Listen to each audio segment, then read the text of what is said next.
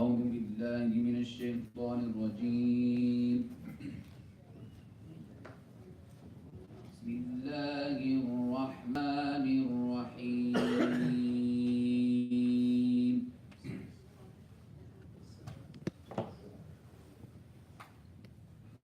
ولا تكونوا كالذين نسوا الله فأنساهم أنفسهم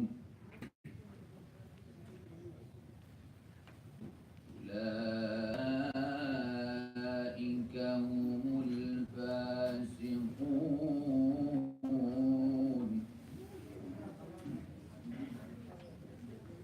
لا يستوي أصحاب النار وأصحاب الجنة.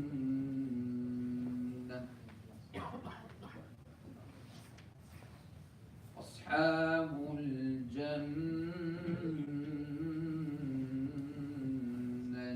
هم الفائزون.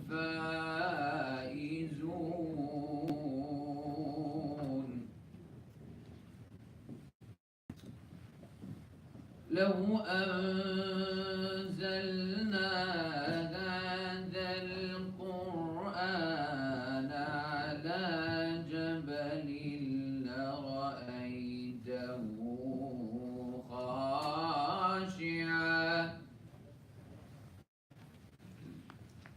خاشعا متصدعا من خشية الله.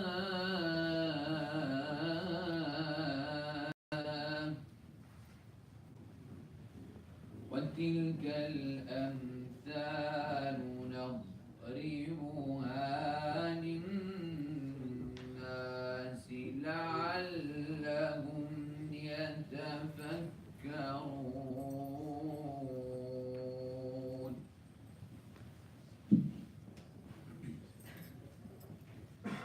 هو الله الذي لا إله إلا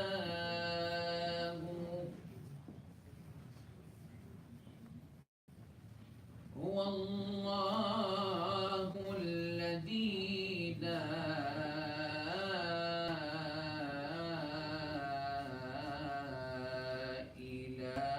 إله إلا هو عالم الغيب والشهادة هو الرحمن الرحيم. هو الله الذي لا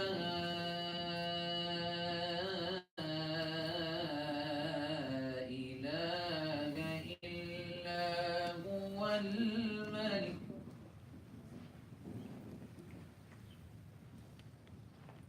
هو الله الذي لا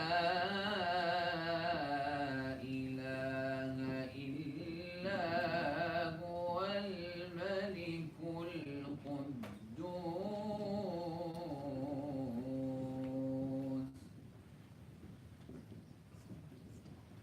الملك القدوس السلام المؤمن المهيمن العزيز الجبار.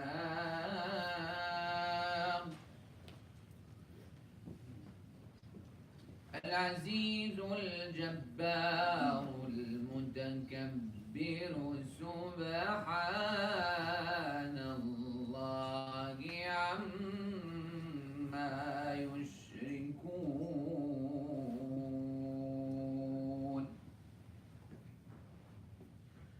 هو الله الخالق البارئ المصور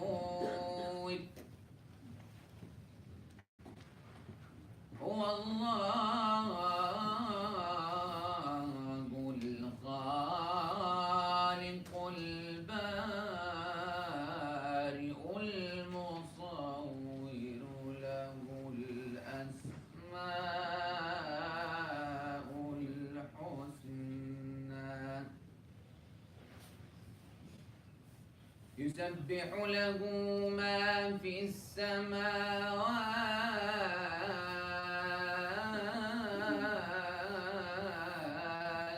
والأرض يسبح له ما في السماوات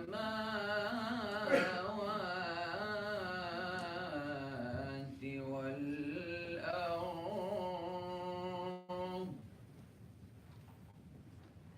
يسبح له ما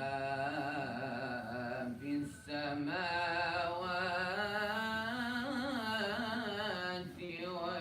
والأرض وهو العزيز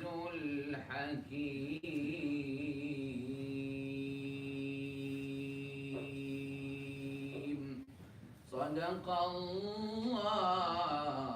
مولانا العلي العظيم.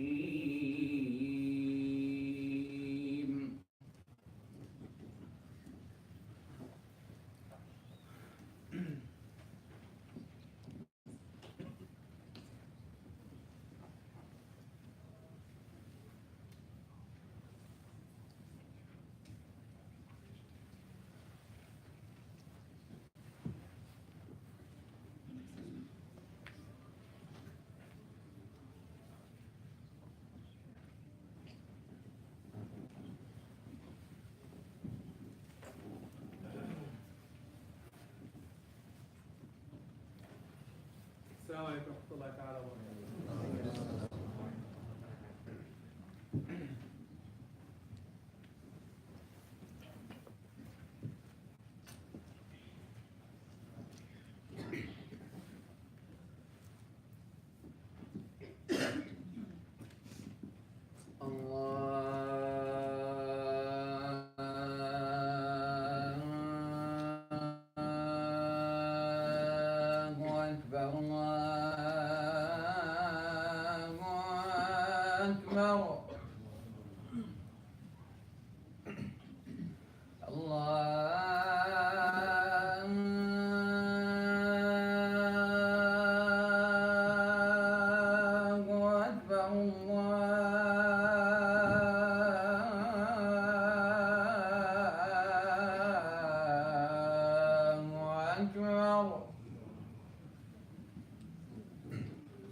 أشهد أن لا إله إلا الله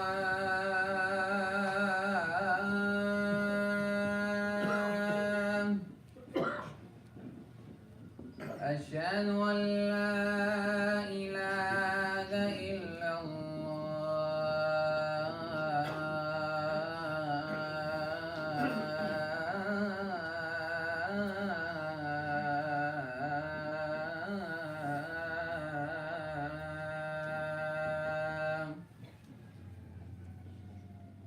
أشهد أن محمدًا رسول الله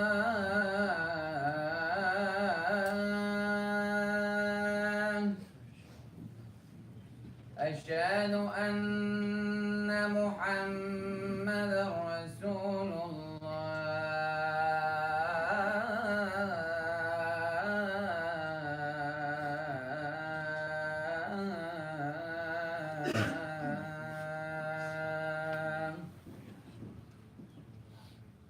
حي على الصلاة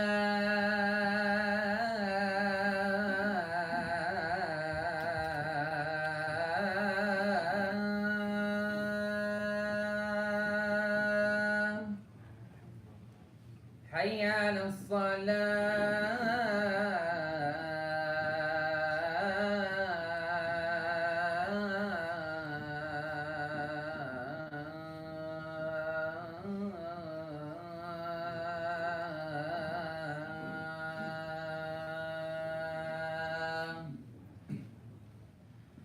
حي على الفلاح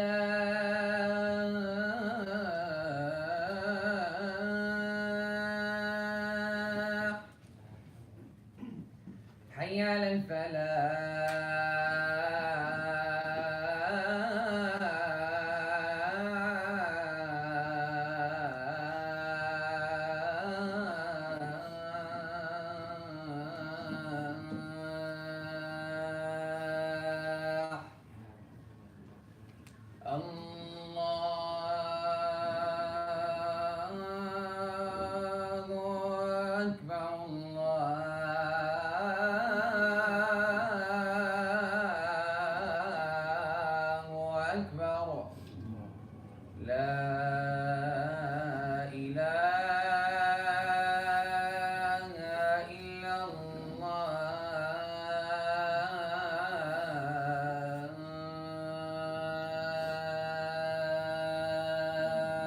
الفلاح.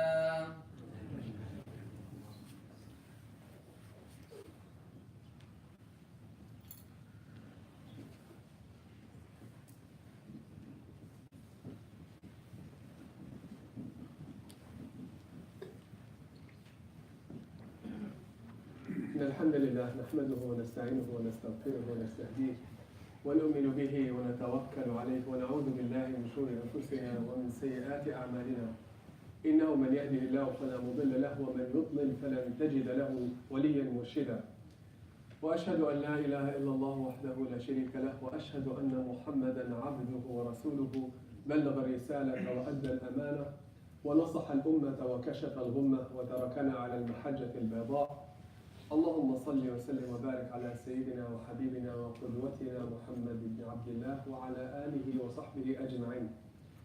يا أيها الذين آمنوا اتقوا الله ولتنظر نفس ما قدمت لغد واتقوا الله إن الله خبير بما تعملون. In the name of Allah, the Beneficent, the Gracious, the Merciful, I bear witness that there is no deity worthy of worship and adoration and prostrations except Allah, the Creator and Sustainer of the heavens and the earth.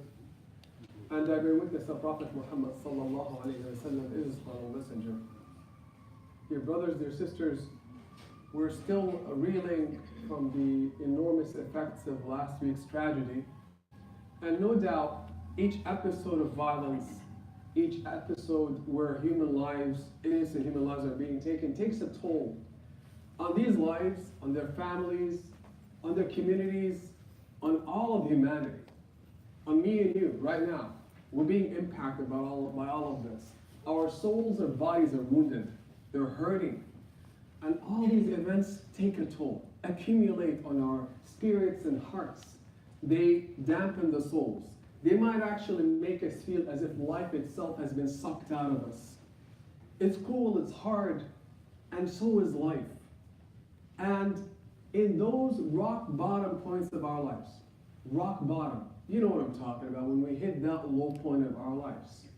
It doesn't have to be because of a big tragedy, but it could be because life is just not treating us well. Things are not working out. You feel as if you're hitting this rock bottom where all doors are closed.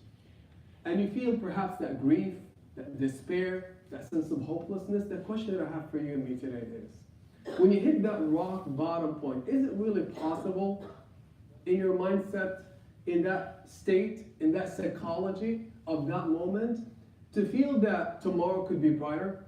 Is it possible that you can imagine yourself in that rock bottom point, being told, imagine being told in that moment, you're going to experience joy and hope. This fear of yours will be replaced by comfort. This sadness will be replaced by joy. This despair, that no matter how hard it is right now in your life, that indeed it will be replaced by full satisfaction and optimism. Is that possible for us to think it in that rock bottom point? I'm here to tell you, amazingly, brothers and sisters, this is why we're invited in these times to set our eyes on something far more extraordinary. The pain is real. The pain is real. The hurt is real. But it's precisely in those moments, those decisive moments in our lives, when we're not supposed to feel optimism and hope, that we need to set our eyes on something far more extraordinary that could really inspire. Here is Prophet Muhammad sallallahu alayhi wa sallam, just as all the messengers and prophets of God, they had to endure some tough times in their lives.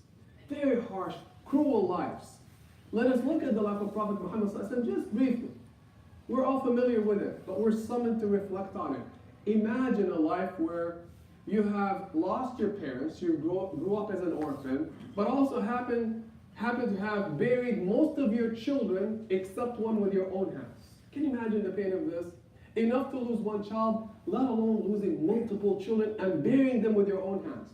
Imagine your own family turning on you, berating you, rebuking you, mocking you in the community. That really hurts. That is painful. Imagine now all of this happening not over a period of a month, but years and years and years.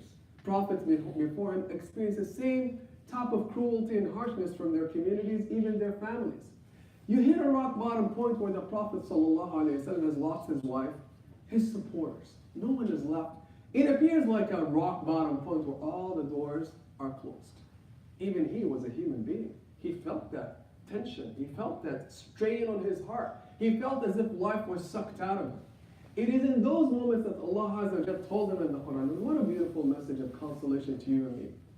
In Surah Al-Duha, as soon as speaking of light emerging out of the depth of darkness of the night, where he tells him, مَا وَدَّعَكَ رَبُّكَ وَمَا قَلَى. In this rock bottom point, O Messenger of Allah, Messenger of God, you're supposed to remember that God never forsake you.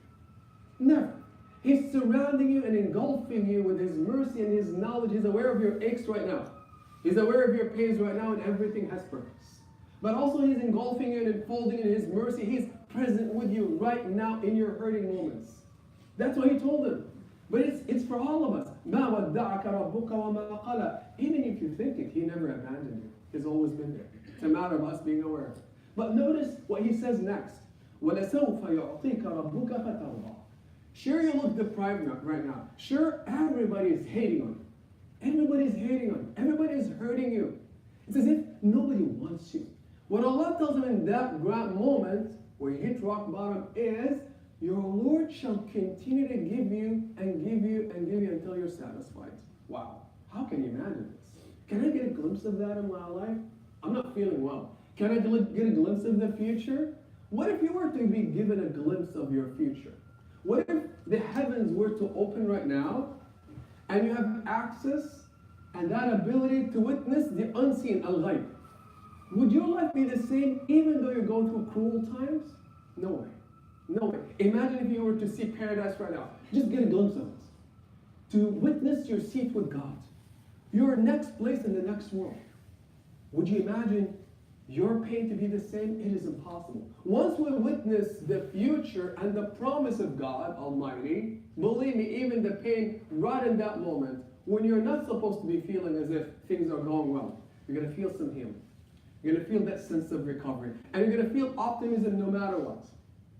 Exactly in the life of Prophet Muhammad where he hit rock bottom. Rock bottom. Where city after city were rejecting him. We see him broken under a tree. You know the story of Tarif. You heard it. But I wanted to set your eyes on it because it is for you and me. Here he is broken and bleeding from an injury he suffered because of being pelted by stones by a mob of people. He breaks under a tree and he's bleeding. Who does he turn to? Nowhere else but up towards Allah. And he issues this powerful, intimate supplication. Powerful, intimate supplication. And how desperate and in need of those desperate, intimate supplications that emanate out of a heart that really, really sees no hope but with God. Where he says, إِن لَمْ يَكُنْ بِكَ غَضَبٌ عَلَيَّ فَلَا أُبَالِي. It's a lengthy dua. But right in the middle of it, he says something amazing. He says, oh God, I'm tired, I'm fatigued. I don't have resources. I don't have needs. I may not understand what's going on. But you know what he says in the middle of it? It doesn't matter. He says, oh God, if you're not angry with me, then it doesn't matter. It doesn't matter. He says something bigger than this world. Where indeed for that bigger thing, it's okay to sacrifice. It's okay to suffer. Because we have no ability to understand that suffering. As long as you are okay with me, as long as you're happy with me, oh God, then it doesn't matter. How many of us set our eyes on something bigger? Where we really understand this is a journey of trial. It's not easy. But that the promise of God has never been to make life smooth. That it's indeed for something much bigger. That it's really worth that sacrifice. That striving, that tireless work to plant our seeds. Because the reward in your place is not here, it's with God Almighty. And that's why he tells them, look into your future and I'll fulfill that promise. But he didn't see it. It was right after that journey of thought, that experience of thought, where he hit rock bottom, the lowest of points in his life, that God makes him ascend. And we're familiar with that incredible journey. We all love to reflect on the journey of Isra and Mi'raj. Isn't it true? How many of us have asked, when did that journey of the ascent take place? Because Prophet Muhammad didn't just gain a glimpse of the heavens. He was transported to the heavens. And there are many opinions as to when this journey took place. But some of the opinions of the scholars that it took place in the month of Rajab, a month in which we're in right now. Some speculated that it was in the month of Rabi' al-Awwal. But many opinions say that it was in this month, and many say on the 27th of Rajab, which happens to be on April 3rd. Indeed, on that day, brothers and sisters, many of us love to reflect on this story and commemorate it and enjoy the blessings of it. But man, how many of us have asked, when did this journey take place? It happened right after this incredible lengthy episode of suffering. From hitting rock bottom, that Allah took him up. Took him up. Why did he take him up and make him ascend?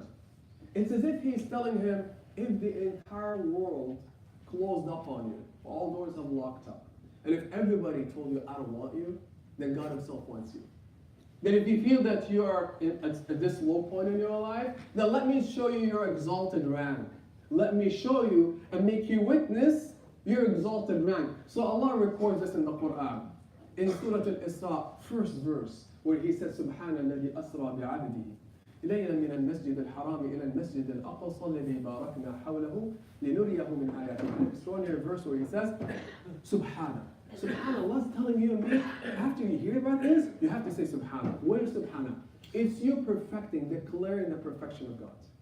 That you're really mesmerized and blown away by the power of God. Because this journey, this miraculous journey, speaks of his power. And he wanted Prophet Muhammad to witness that power and witness his rank. So Allah says, say, you and me are supposed to say when we reflect on the glory of Allah, in his power, and his knowledge, and his mercy, subhanallah, are our hearts moved when we reflect on this journey, impact on all of life, on ourselves? He says, say it. Say how perfect you are, oh God. For what? He says, the one who has transported his servant, and he calls Prophet Muhammad his servant, just as he called all the messengers of God servants. They're humble creatures, humble, peaceful, extraordinary souls that have carried this incredible mission on this earth and departed, left their marks. He says, the one who transported his humble servant from the Al-Masjid al-Haram, from Mecca, from the Kaaba, to where? To Jerusalem, and from there to the heavens. And then he declares why. He says, لِنُرِيَهُ مِنْ آيَاتِهِ. Why did he take him on this journey? He says to make him witness extraordinary, powerful, miracle signs of God. You see, we need a witnessing. We're already witnessing so much that really reveal the beauty and the perfection and the mercy of God. Just look at yourselves. The Prophet is a person who carried an enormous message. So God wanted to really show him his rank, an exalted place, to really sustain him, to make him understand you're not done yet. I'm preparing you for something even bigger, but that no matter how low it looks right now, you shall continue to receive and receive until you're satisfied. So Prophet Muhammad on that night, 1400 years ago, he tells the story himself. And this story caused a ripple in Mecca, by the way. People mocked him. People jeered at him. People whistled at him. People laughed at him after he came back and told the story. But we're telling it today, and it's recorded in our scripture. He says, on one night when I was sleeping according to one report, in the house of my cousin, Hani. And he said, I took a nap in the middle of the night because it was his custom to pray. And all of us are really in desperate need to get up at night and pray because it's a time of healing. It's a time of intimate connection with Allah. Intimate connection. That's when souls ascend and rise. That's when you feel the serenity of the times. That's when you really sense the mercy of God, apart from all the distractions of the world, in the middle of the night. And it was his habit. He said, I took a nap, and I was half asleep when suddenly Gabriel showed up, appeared to him, just as he appeared to all the messengers of God before. From the time of Adam, down all the prophets and messengers of God, Noah, David, Jacob and Joseph, down to Jesus and Moses and Prophet Muhammad. He showed up, revealing, delivering the message of God to all of them. And he says, he got me up and he says, you're wanted, you're being summoned. And he said, I got up and he held my hands, hands in hands. A companion indeed. Gabriel was a companion of Prophet Muhammad, just as he was a companion of all the messengers before. You need that intimate friend in your life. And he was his intimate friend and he held his hand. And he said, he wouldn't let me go and I wouldn't let me go. I clutched onto him. And suddenly he says, he brought with him, there appeared this animal-like creature that appeared like a horse. And he describes it, Prophet Muhammad. He said, it was smaller than a mule, bigger than a donkey. Right? He describes his vehicle that he was supposed to mount. And Jibril mounted it with him. Mounted this creature with him. And amazingly, the buraq, al-buraq in Arabic, is a word that shares its roots, linguistic root, with the word barq. What is barq? Lightning. It was a creature of lightning speed, beyond light. We never really think of power, brothers and sisters. Right now, in this day and age, we're making rockets that go to Mars. They go to Mars. Might take 2-3 years. Traveling at 17,000 kilometers per second. 17,000 kilometers, like unimaginable, right? But yet, even at that speed, it will take 2-3 years to reach Mars. Can you imagine? And that's like one of the closest planets. What about reaching the next star?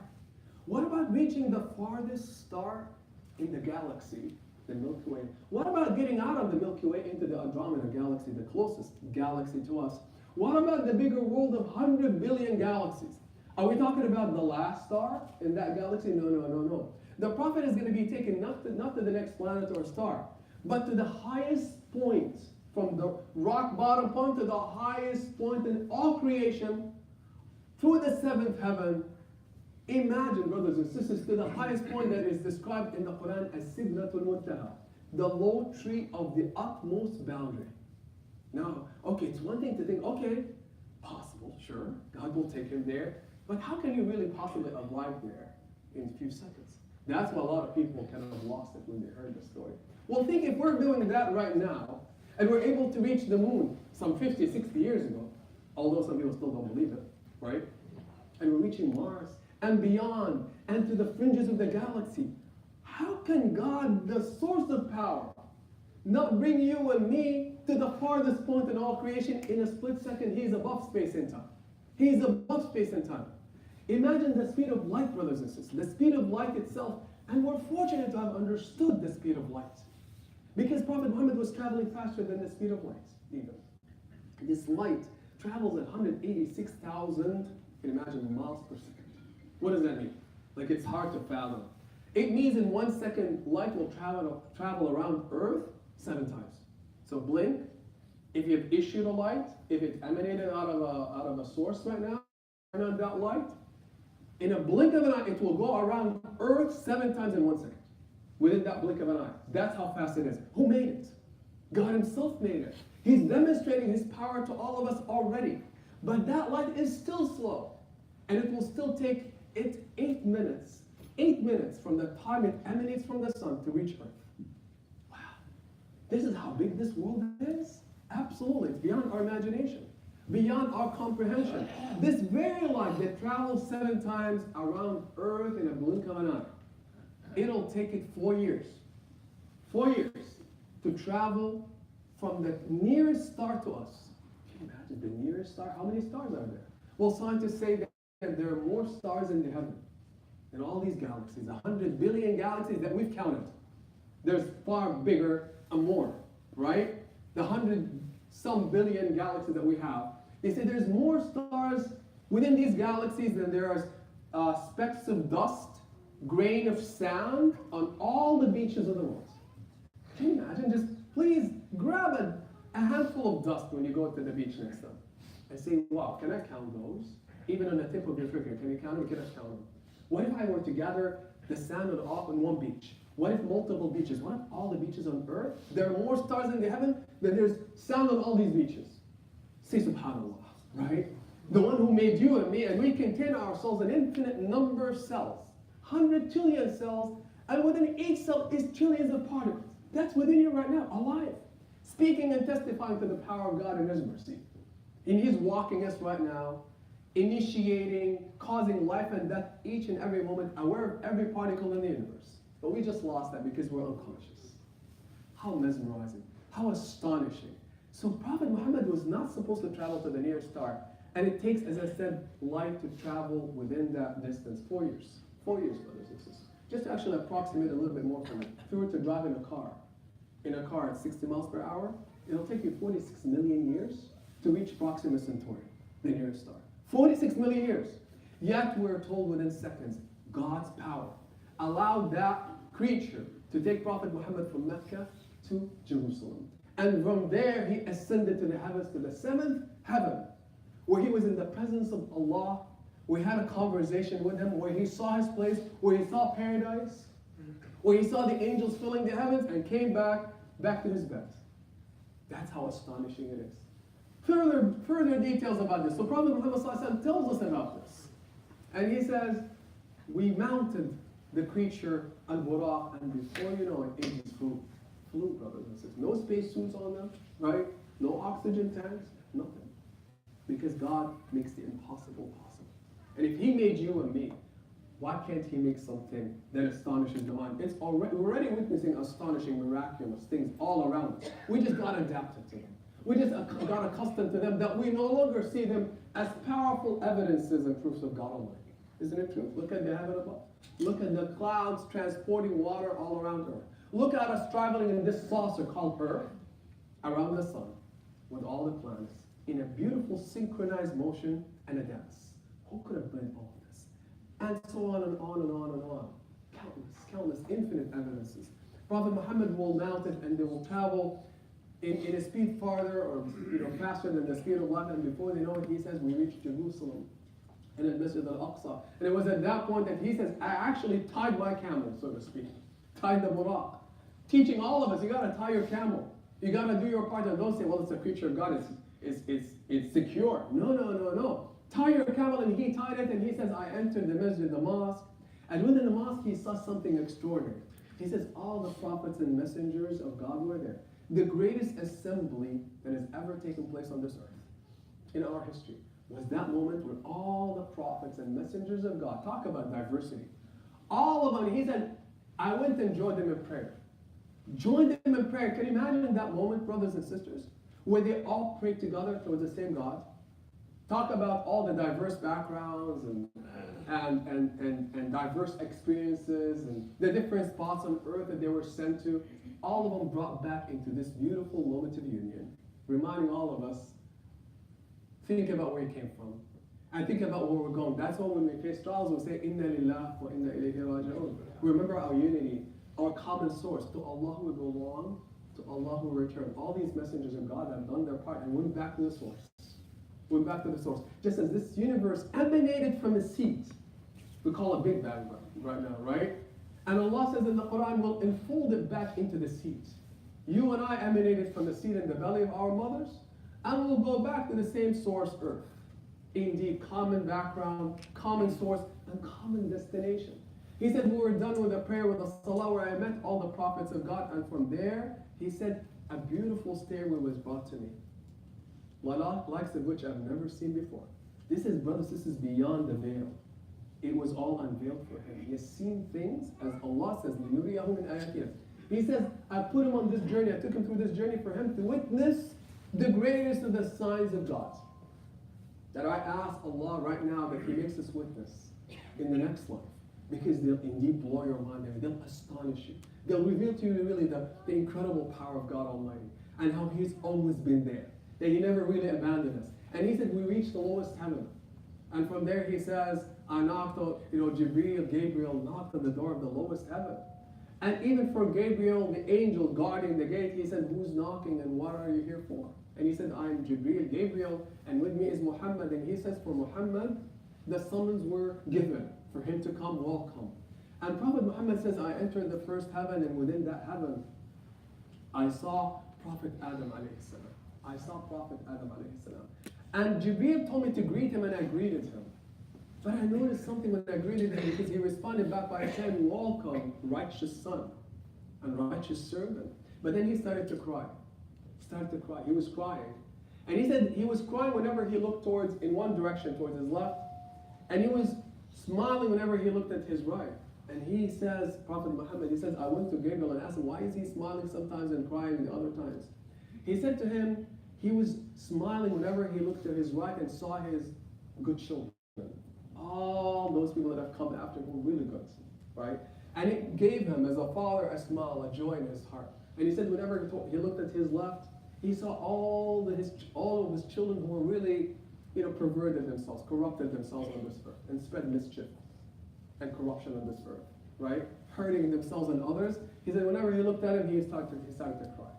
What an incredible moment. When we look at our source, Adam alayhi salam, and he's already in heaven. He said from that point, after that brief encounter, we ascended to the second heaven, and the gate of the heaven has opened. And within that, I met Prophet Yahya, John, and Isa, Jesus Christ. And the same thing occurred. I greeted them with peace, and they greeted me back saying, welcome, brother. Welcome, brother. They're all brothers and sisters. Indeed aware of it and in love with each other. They share that common purpose and mission. And I ask Allah to make all of us aware of it, to make us people of that mission, that incredible, noble mission on this earth. In those brief moments, he met him, and from there he ascended further. It wasn't over. Into the third heaven, and from there to the fourth heaven, and to the fifth heaven, and through all of those he met Idris alayhi salam. He met Harun, Aaron, and he met Moses, Prophet Moses, in the sixth heaven. And by the way, this has nothing to do with ranks of messengers, as to who's where. And because this is kind of not according to our rational thinking about order, right? These are the heavens of God. He said, I met Moses, and I was so delighted to have met him, because he's the closest of the messengers to Prophet Muhammad sallallahu alaihi wasallam, the closest of the messengers, whose life and journey mimics his life the most. The struggles, the trials, right? The hopes and the dreams, the effort and the striving. Prophet Moses mimics it more than anybody else. And he said, I encountered them, and from there I ascended to the seventh heaven, and in the seventh heaven I met Prophet Ibrahim alayhi salam, the father of all of us. And he said something amazing happened. I saw him leaning against the wall of a place, and it's called Al-Bayt al-Ma'mur, as well, the oft-frequented house. What is this oft-frequented house in the seventh heaven? We're taught that it's a place, a house, where angels each day enter that house to do nothing but to glorify Allah, God Almighty, with their subhanallahs, alhamdulillahs, and Allahu Akbars. That's what they're created for, to dedicate their time entirely for the worship, the prostrations, and the mention of God Almighty. 70,000 enter each day and leave. And the following day, another 70,000 get in, do their work for the day, glorifying God and worshiping it, and leave. And the third day, a new group comes. Imagine this happening each and every day in our lives, and before our lives until the end of time. Each and every day. How many angels are there? Well, if the stars counted more than the grains of sand in all the beaches of the world, what about the angels? What about that bigger world? Prophet Muhammad ﷺ tells us this whole universe that we're in, that many define reality, as being equivalent to. That indeed reality is this just universe that we're living in, nothing else, because we cannot see it. Prophet Muhammad said this whole universe, this lowest heaven, so to speak, is nothing but a speck of dust in the second heaven. And the second heaven is nothing but a speck of dust in an ocean of the third, and so on and so forth. How big is the world of God Almighty? Bigger than your imagination. Can you imagine the number of angels? And Prophet Muhammad, as he was ascending, he was seeing those incredible crowds of angels prostrating and mentioning God's name and glorifying Him. So he saw Prophet Ibrahim leaning against the wall of the house as if he has reached this point of comfort. Remember the future, the satisfaction? After a long journey, how you would feel, you just take a rest, and perhaps you're feeling that, final peace. You saw your children grow up, and they finally made it, and they graduated, you're like, I'm relieved. Indeed, Prophet Ibrahim was relieved. And he greeted him, and he greeted him back, and he said, he told me, oh Muhammad, send my message, send my greetings to your ummah, to your community, to people on this earth. Send them my greeting and tell them this. This is beautiful from a man who arrived.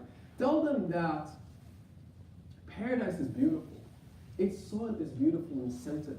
Its water and fruits and foods are delicious beyond your imagination. That it's a beautiful abode for them to settle in, essentially. That indeed the way to plant your seeds in it, so to speak, your trees, is to say, Subhanallah, Alhamdulillah, La ilaha illallah, Wallahu Akbar. The common things we say after each prayer, they are so meaningful and precious to God. For you to just glorify God and say Subhanallah, Alhamdulillah, La ilaha illallah, Allahu Akbar, it's rippling into the next world. Already planting your seeds and trees there. That's an extraordinary message from the man who has already treaded that path and exited from this world, and he's with God in full satisfaction and joy. And from there he said, I ascended further until we reached a point. It was marked by that tree that I told you about, Sidratul Muntaha, the low tree of the utmost boundary. And he said, when we reached it, suddenly Jibreel stopped. And he said to him, why are you stopping? He said, I cannot cross that point. If I cross it, I'll incinerate. And if you cross it, you shall pass. And it's the point that marks the utmost boundary beyond which nobody knows what's there. Right? The realm of God Almighty. That nobody has ever seen or experienced. And indeed, it was at that point the Prophet Muhammad was permitted to enter it, and Jibreel was standing back. And he said, when I looked back at Jibreel alayhi salam, looked back, I saw him and he looked like a threadbare, worn out carpet from the fear of just being close to that place. That's the glory of God Almighty. He was looking like a worn out carpet. And he said, I entered. And what did he see there? We're told in our tradition that he didn't see God. Nobody can see God until the next world. But that he was immersed in his light. And he indeed heard the voice of God, just as Moses heard the voice of God. And they had a conversation. And what kind of a conversation? Allah knows. And what did he see there? Allah tells us in the Quran, لَقَدْ رَأَى مِنْ آيَاتِ رَبِّهِ الْكُبْرَى. He saw in that realm the greatest, the most exalted of the signs of God that nobody has ever seen. And he had that conversation, and within the conversation, after the greetings, he tells us that God gave him a gift. And what was that gift? That he made him ascend to the heavens to get. It was this salah that we're performing. But that initially we heard that it was mandated by God. He said, oh Muhammad, take this with you. And it was the salah, the prayers, but it was 50 in a day instead of 5 that we're accustomed to. Prophet Muhammad, the humble servant, took it back. And on his way down, he said, I met Moses again. And Moses said, what happened? And I told him what happened. He's already familiar with the voice of God, Moses, because he heard the voice of God and he conversed already. He said, what did he tell you? He said, well, I had this conversation. He gave me this gift, the prayer. He said, how many? He said, 50. He said, no. It's not going to work. It is not going to work. I've tried this with my community. They're not going to do it. Trust me, go back and ask for a reduction. And he said, I listened to my brother, and I went back up. And he understands and is aware of the mercy of God. And he said, I met him and I asked for a reduction, begging and pleading. He said, no worries, bring it down to 40. And he said, I came down and Moses was waiting for me. And he said, what happened? He said, oh, it got reduced to 40. He said, no, you understand, go back. Go back, it's not going to work. And he said, I ascended listening to my brother and I asked, and it was brought down to 30. I meet Moses again. He said, get back up. It's not going to work. And from there, he asked for reduction down to 20, down to 10. And when it was 10, he asked Moses, he said, it's 10 only. 10 prayers. He said, it's not going to work. Go back up and listen. And he said, I asked finally for reduction, and God said 5. And I issued my mandate, my command, and it's over, so to speak. And he said, at that point, I went back to Moses, and I said 5. He said, get back up. I said, I'm not going to go back up. And indeed, it was at that point that he heard even the voice of God saying, I'm satisfied with this. Why did it start at 50 and got reduced to 5? Did God not know? Of course he knew. But he wanted us to understand that we're really created to worship God. But that he is gentle and merciful with all of us. That really, this is what he deemed to be the appropriate burden for all of us to make us connected and aware of God. And from there, Prophet Muhammad came down. And he witnessed paradise, came back all the way to earth, brothers and sisters, to tell you and me about the next world. He has already seen it. He witnessed the unseen. He saw beyond that veil. Imagine if you and I get that glimpse, what will happen to our lives? Indeed, within that moment of pain, it will be washed away. But we need to be really conscious of these beautiful moments and beautiful occasions. I ask Allah, God Almighty, to awaken our hearts and minds with consciousness of God. أقول قولي هذا وأستغفر الله العظيم لي ولكم فاستغفروه.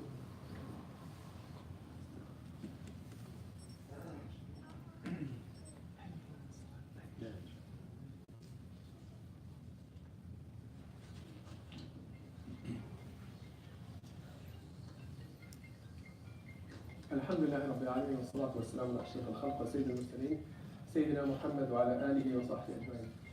Infinite lessons that we can draw from this beautiful journey that we're about to commemorate in a couple of weeks. Indeed, brothers and sisters, just recall when this journey happened.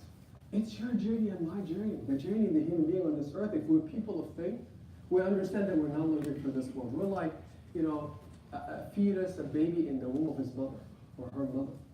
And we think that's the world, the womb. That baby has to be brought out. And when it comes out, it sees really what this world is about from that little confine of that space. We're indeed in the womb of this world, and God tells us there is a world bigger. And that's what you're being prepared for. Prophet Muhammad, Prophet Moses, Prophet Jesus, Prophet Adam, and David, they're all being prepared for that. And they came here on a mission to remind you and me about this. When you see a life bigger than this life, a lot of things will be, a lot of the pains and the grief, it'll be washed away.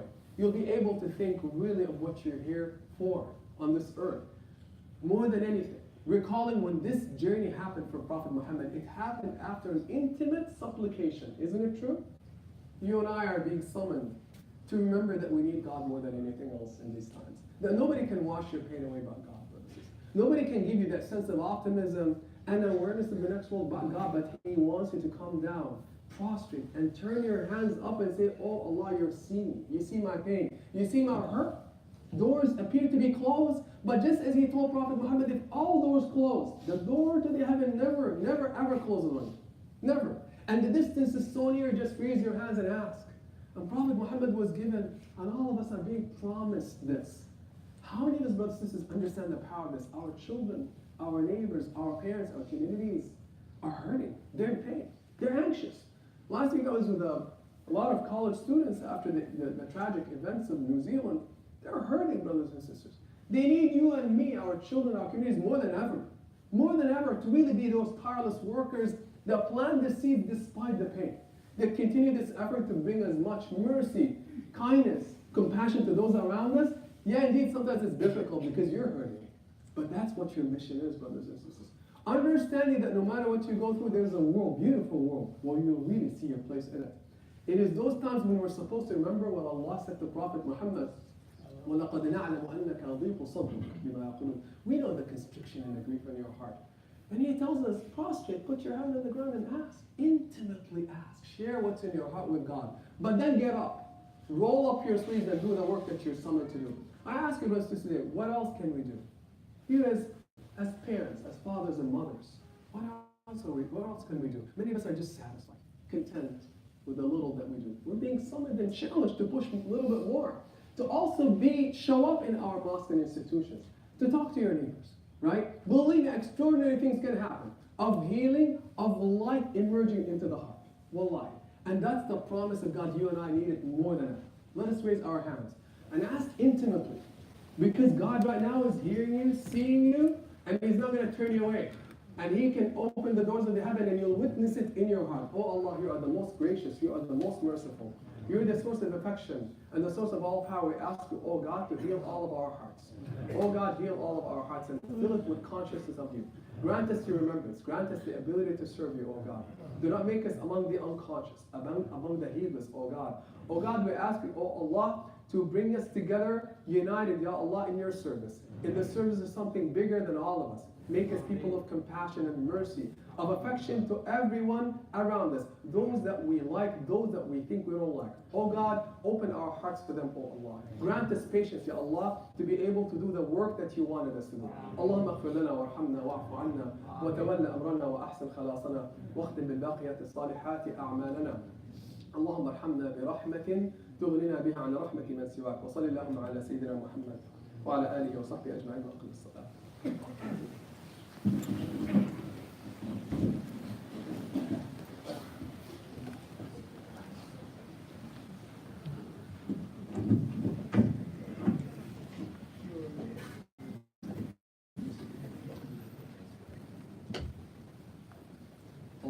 الله أكبر أشهد أن لا إله إلا الله أشهد أن محمدا رسول الله حي على الصلاة حي على الفلاح قد قامت الصلاة قد قامت الصلاة الله أكبر لا إله إلا الله.